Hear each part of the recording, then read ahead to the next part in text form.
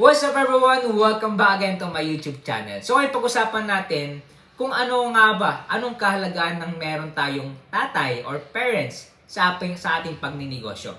Paano tayo paano natin ma-encourage na tulungan tayo ng ating tatay, ating parents. Bago tayo magsimula sa ating vlog ngayon, kung bago ka lang sa aking YouTube channel, please click the subscribe button, click notification bell para update po kayo sa ating mga bagong i-upload na vlog.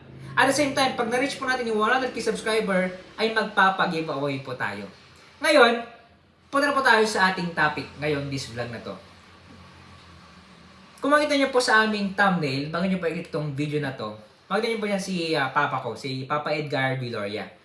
Alam nyo ba na siya yung architect, siya yung engineer, okay, ng aking business that time.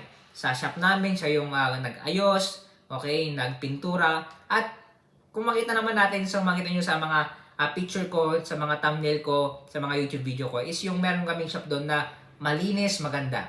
Okay? Kaya hanga-hanga ako sa tatay ko.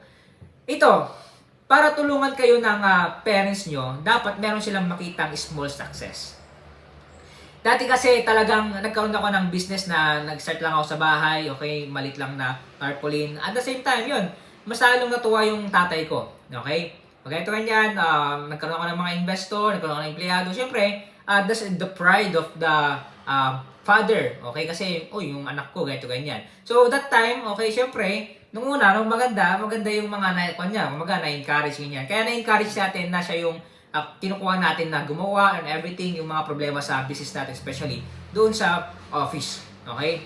Tapos, kung makita nyo, okay, kami marketing strategy kami. Mas lalo namang na-encourage, okay, si tatay ko na sumama sa aming pagbibigay o may promote yung negosyo namin. Kasi that time, pabagsak na yung sales. Pero, diyan ko nakita na kailangan natin ang magulang natin sa pangninegosyo. Sila yung una nating kapital. Sila, kung wala sila, wala tayo. Okay? Mayroon tayong utang na loob na pwede nating ibalik sa kanila. Sila yung talagang kailangan na ibalik yung utang na loob. Kasi tayo ay tinuruan, okay? Tayo ay talagang pinalaki ng mabuti. Bagamat tayo ay matigas yung ulo natin as a son, okay, as a anak, di ba? Pero, titingnan natin yung positive. Okay, ang magulang kasi is napaka-supportive niyan. Yan yung unang susuporta. Na minsan, yes, merong time na nagtatama sila, pero you even need to appreciate our parents. Okay, kung may parents ka pa ngayon, kung meron ka pang magulang, okay, magpursige ka na magnegosyo at magkaroon ka ng small success para suportahan ka nila. At pag naging successful ka, proud na proud yan sa'yo.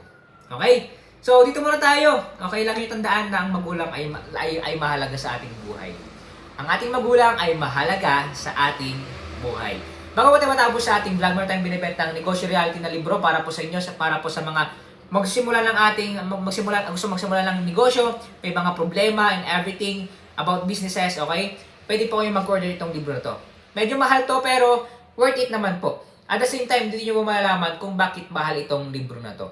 Kung gusto mo mag-order, click nyo lang po yung link sa description, yung aming Facebook page official po namin. Click nyo lang po yan, tapos ma-direct na po kayo, message lang po kayo. At pag-usapan natin kung paano natin i-deliver yung ating gustong basahin na libro. Okay? Salamat po sa inyong panonood. Okay, pwede nyo rin i-regalo, malapit na yung Christmas, pwede nyo pong ibigay, okay, sa mga kaibigan po natin. Dito muna tayo at salamat po and God bless.